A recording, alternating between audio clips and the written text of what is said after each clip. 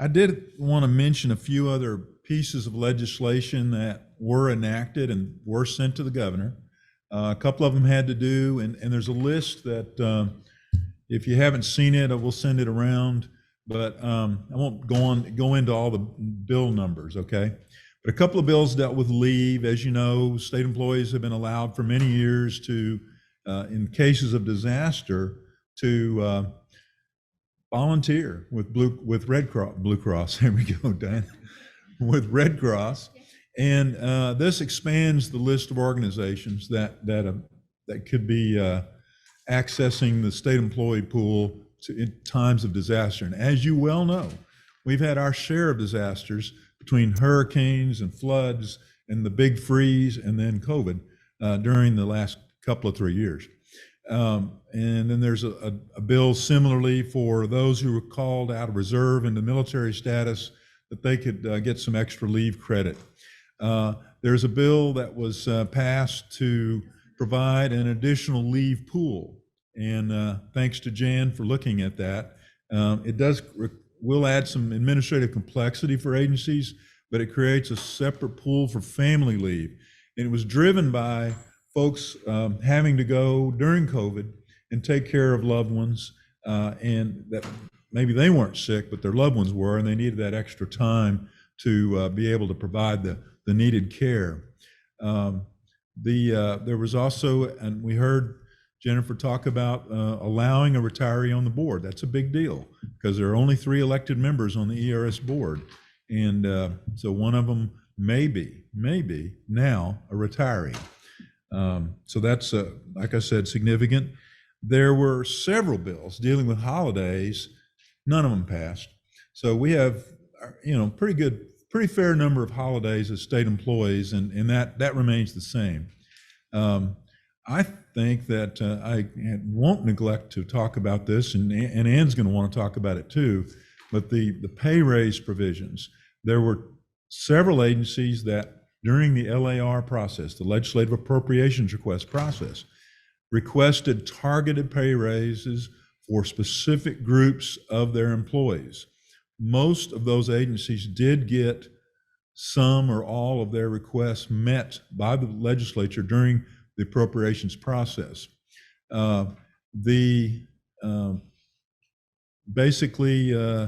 However, there was, of course, not an across-the-board pay raise, and we are still pushing for that.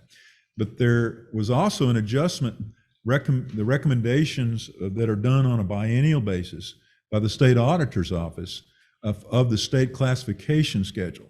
So there were adjustments to that, which will result for the possibility, for the potential for employees to receive pay increases because the range of pay was expanded, new positions were created, et cetera, et cetera.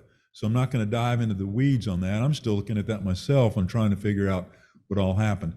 There were there was a 3% pay raise given to custodial officers, not correctional officers, thank you, Jennifer, at the maximum security facilities. And I think, Tim, you told me that was maybe only a fourth of the facilities or a fourth of the workforce at TDCJ. And but they did get a 3% pay raise. Now TDCJ had asked for a pay raise for those folks. I think they'd asked for 10%, so they got 3. And then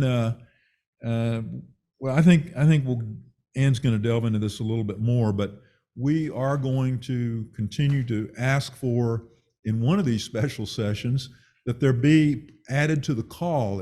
That's a term, inside Capitol term, but the governor sets the agenda. Only the governor sets the agenda for a particular special session.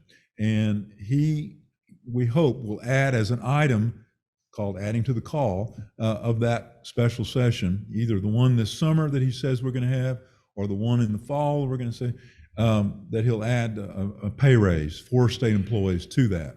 And I think we can make a very good case, and we've shown the history of no across-the-board pay raise since September of 2014. Now, yes, there was a pay raise, but it was offset by an increased contribution to the retirement fund. But a true net pay raise was a 2% increase in September of 2014. So that's quite a while for state employees to have gone in general without a pay raise. So those are some key points there. And let me pull out my old Walgreens reading glasses here and make sure I'm not missing one that I wanted to mention. There is a requirement now that will affect ERS somewhat, that will have investment performance reports from both ERS and TRS. And that was just a concern of a handful of senators, frankly, that really wanted to hone in on the investment performance.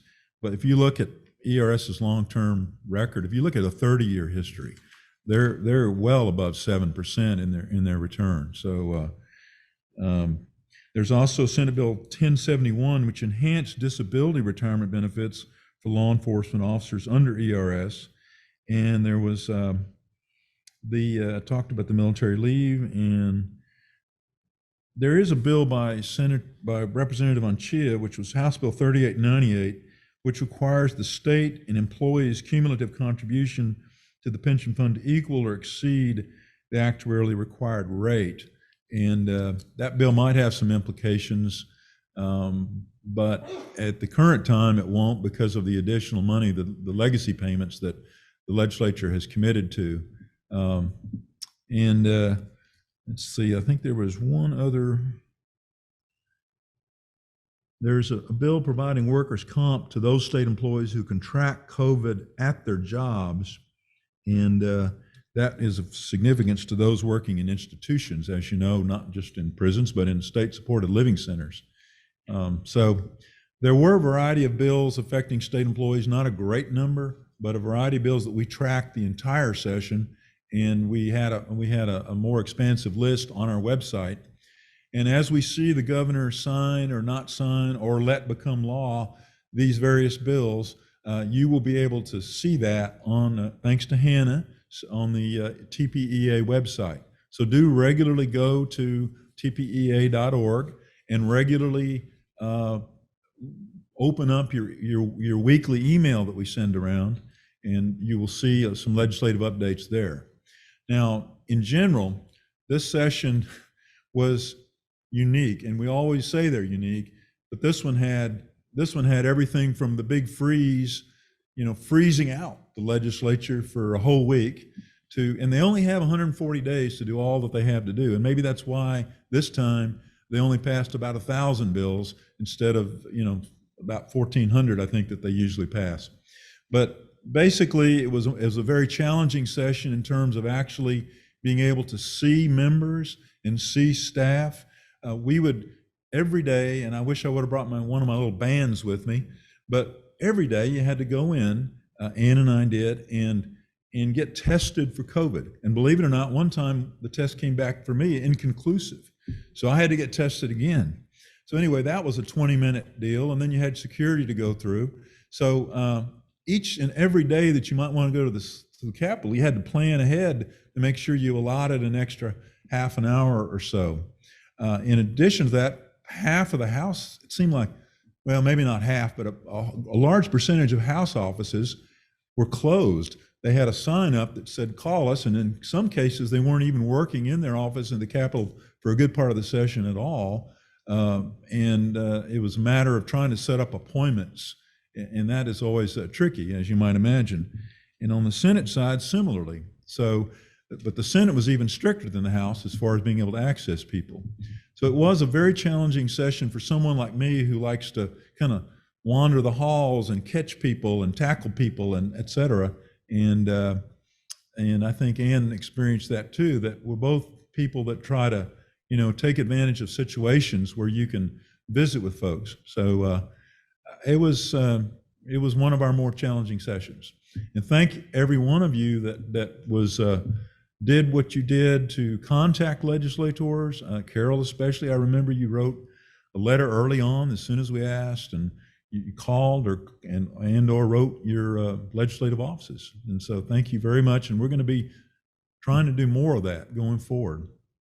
And I think we've covered just about everything that on the state employee front, and we will drill down a little bit on pay raises.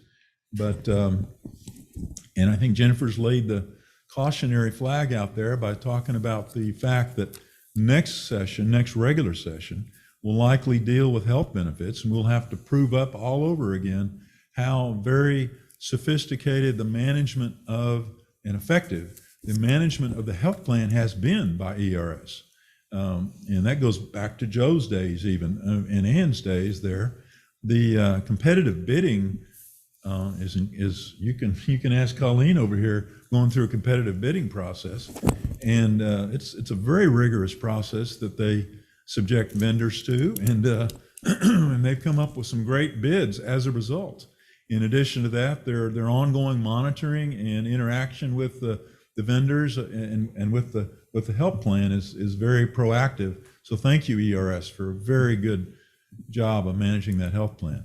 And that's why you're not seeing an increase in any of your benefit co-pays, co-insurance. There's no deductible, and you're not seeing any increase in your out-of-pocket premiums on the health plan, whether you're talking either health plan. So on that note, thank y'all.